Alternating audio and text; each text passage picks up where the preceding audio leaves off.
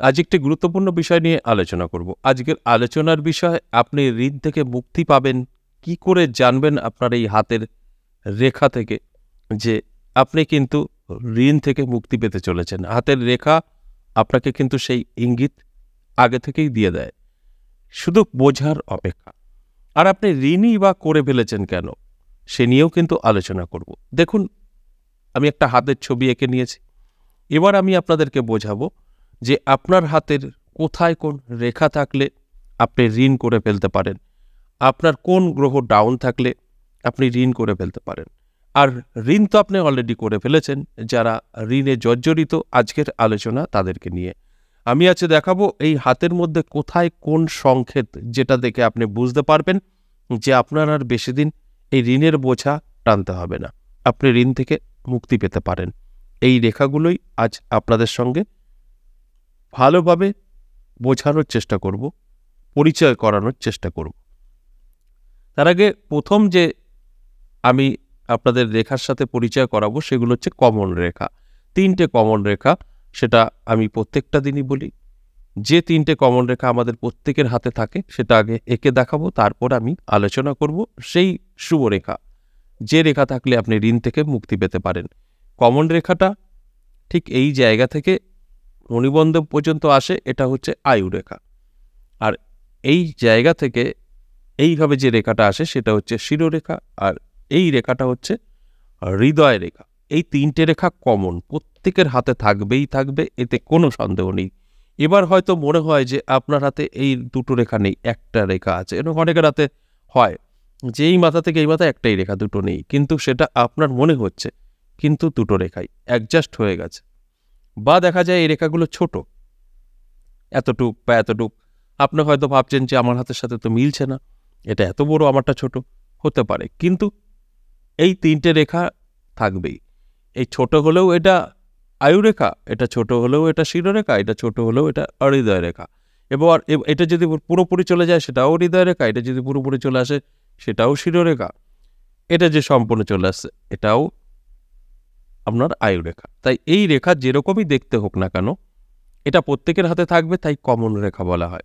এবার দেখুন, এইখানের যে হাতটা আমরা দেখতে পাচ্ছি, হাতের প্রত্যেকটা জায়গায় কোনো না কোনো গ্রহের অবস্থান। গ্রহগুলো একটু বোঝানোর চেষ্টা করি।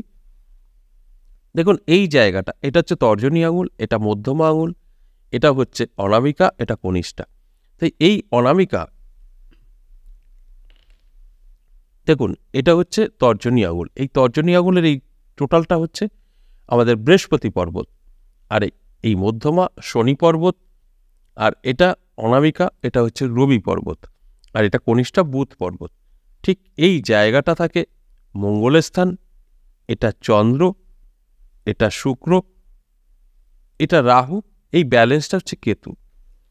এই গেল হাতের অবস্থান। এবার যেটা আমি বলবো যে ঋণ কেন হয় সেটা আগে বলি।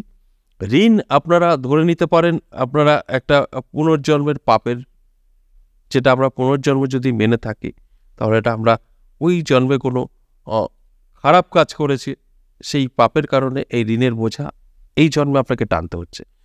ঋণ কিন্তু একটা অবশ্যই অভিশাপ, আপনার জীবনে ঋণ করে ফেলা অভিশাপ।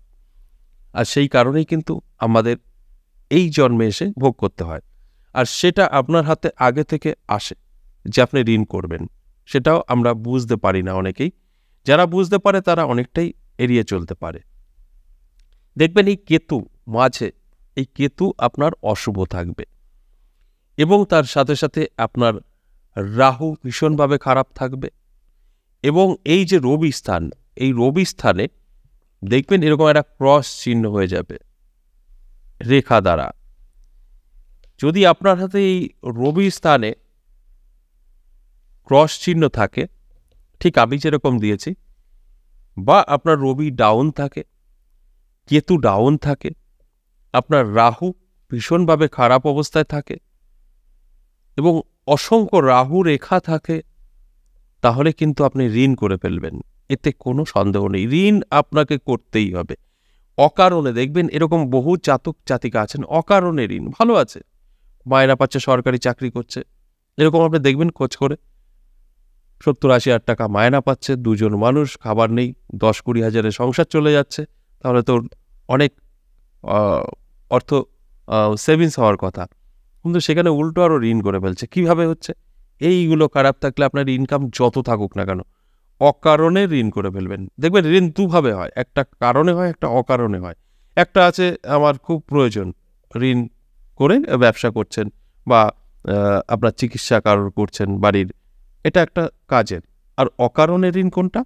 আপনার সব আছে, ধরুন আপনার একটা ভালো 4 চাকাও আছে, এটা ভালো লাগছে না, এটা আপনি চেঞ্জ করে দিয়ে একটা নতুন কিনবেন, BMW কিনবেন বা এর থেকে ভালো গাড়ি কিনবেন, সেখানে আপনি ইএমআইতে পড়ে যাবেন, মানে না হলেও চলতো আপনার, কিন্তু করে ফেললেন, এটা হচ্ছে বেফালতু। বা আপনার একটা বাড়ি আছে, খুব সুন্দর একটা বাড়ি আছে, কিন্তু আপনার বাড়িতে হবে না, আরও বড় বাড়ি লাগবে, একটা বাড়িতে হাত দিলেন, এটা বেফালতু। যদি আমরা চলে যাওয়ার মতো থাকি, তাহলে কেন আমরা আবারও করতে যাব? তাই এই বেফালতু খরচের কারণে আপনি কিন্তু ঋণ করে ফেলবেন। আর এগুলো কে করাবে? এটা করাবে আপনার রাহু, আপনার শখ বাড়িয়ে দেবে, আপনার এই রবি এবং আপনার কেতু, এই গ্রহগুলো আপনাকে ঋণে ফেলে দেবে। তাই এই গ্রহগুলো আপনার যখনই খারাপ হবে, এই রবিতে ক্রস আসবে, তখন 100% ধরে নেবেন আপনি ঋণগ্রস্ত হয়ে পড়বেন। এবার আসুন ঋণ থেকে কি করে শোধ করবেন, ঋণ থেকে কি করে বেরোবেন, আপনি কি করে আগে থেকেই জানতে পারবেন।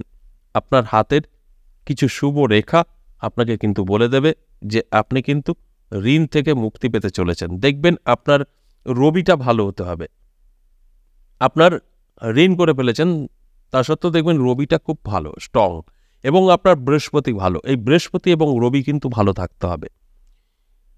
তারপরে দেখবেন এই রবি স্থানে একটা রবি রেখা অনেক বড়, ঠিক হাতের মাঝামাঝি থেকে রবি স্থানে পৌঁছে গেছে, এত বড় একটা রবি রেখা আপনার হাতে দেখা যাবে।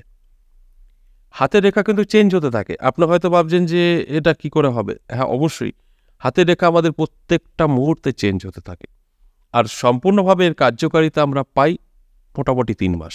3 মাস পর পর আমরা হাতের রেখার যে সুফল কুফল পেয়ে থাকি। দেখবেন এরকম একটা লম্বা রবি রেখা আপনার হাতে চলে আসছে, এটা কিন্তু আপনার ঋণ থেকে মুক্তি দেবে, অর্থাৎ আপনার সময় ভালো হয়ে যাবে, আপনার ইনকাম বাড়বে। সময় ভালো হলে, ইনকাম বাড়লে অটোমেটিক আপনার ঋণ শোধ করার রাস্তা আপনি খুঁজে পাবেন। তারপরে দেখবেন এই জায়গাটা এরকম একটা স্কোয়ার আপনার বৃহস্পতি পর্বতে, এটা কিন্তু আপনার ঋণ থেকে মুক্তি হবার একটা শুভ চিহ্ন। এই চিহ্ন থাকলেও আপনি ঋণ থেকে মুক্তি পেতে পারেন। আপনি যত চেষ্টা করেন যে ঋণ থেকে বেরোতে পারছি না, এই রেখাটা আসলে আপনি খুব অল্প পরিশ্রমে বা আপনার সাথে এমন কিছু ঘটবে যে যেখান থেকে আপনি ঋণ থেকে শোধ করার, ঋণ থেকে বেরিয়ে আসার আপনি রাস্তা পাবেন, ঋণ শোধ করার কোনো না কোনো রাস্তা আপনি পেয়ে যাবেন। আর একটা রেখা আমি ভীষণভাবে গুরুত্বপূর্ণ আমি বলবো, সেটা হচ্ছে দেখবেন এই রবি রেখার সাথে, এই রবি রেখার সাথে একটা, এই ধরুন ভাগ্য রেখা বেরিয়ে গেল, আর এই রবি রেখার সাথে বুধের পর্বতে একটা রেখা চলে গেল, এইখানে একটা ট্রায়াঙ্গেল তৈরি হবে। এটা কি দিয়ে ট্রায়াঙ্গেল তৈরি হলো? এটা আপনার হলো হৃদয় রেখা এবং রবি রেখা এবং বুধ রেখা, এই রেখাটা আপনার হাতে আছে কিনা স্পষ্ট হতে হবে। রবি রেখা এবং বুধ রেখা বড় হতে হবে, ঠিক মাঝামাঝি পর্বত থেকে একটা ট্রায়াঙ্গেল তৈরি হবে, আর একটা ট্রায়াঙ্গেল তৈরি হয় বুধ রেখা এই ভাগ্য রেখার সঙ্গে মিশে গিয়ে। এটাও যদি হয়, এটাও যদি হয়, এটা আপনাকে কিন্তু ঋণ থেকে বার করে নিয়ে আসবে। এটা অত্যন্ত শুভ রেখা এবং ঋণ থেকে মুক্তি পাওয়ার রেখা। যদি মনে হয় যে এই রেখাগুলো আছে, তা সত্ত্বেও আপনি ঋণ করে ফেলেছেন, তাহলে জানবেন আপনার কেতু খারাপ, রবি খারাপ এবং বুধ খারাপ। এই গ্রহগুলো ডাউন থাকলে আপনার এই শুভরেখা কাজ করবে না। আবার দেখা গেল বৃহস্পতিতে আপনার স্কোয়ার আছে, কিন্তু কোনো কাজ হচ্ছে, আপনার কোনো কাজ হচ্ছে না, আপনার বৃহস্পতি দেখুন ডাউন আছে। তাহলে কি করতে হবে? আপনার যে কোনো অ্যাস্ট্রোলজারের সাথে শরণাপন্ন হন, তার সাথে আলোচনা করুন, আপনার হস্তরেখাটা একটু বিচার করিয়ে নিন, কি করে এই গ্রহগুলোকে ভালো করবেন পরামর্শ করে নিন, দেখবেন ভালো থাকবেন। এই গ্রহগুলো খারাপ থাকলে আপনার এই শুভরেখা কোনো কাজ করবে না। আমি সবসময় বলি শুভরেখার সাথে সাথে গ্রহ ভালো থাকতে হবে, তাহলে আপনার কেতু ভালো থাকতে হবে, রবি ভালো থাকতে হবে, বুধ ভালো থাকতে হবে, যদি এই রেখাটা আপনার হাতে আসে। যদি শুধু এইটা আসে তাহলে আপনার বৃহস্পতি ভালো থাকতে হবে, তাহলেই কিন্তু কাজ করবে, তা না হলে কিন্তু কাজ করবে না। আশা করি বুঝতে পেরেছেন। আচ্ছা, এ পর্যন্তই। আবারও নেক্সট কোনো আলোচনা আপনাদের সঙ্গে করব। ততক্ষণ ভালো থাকুন।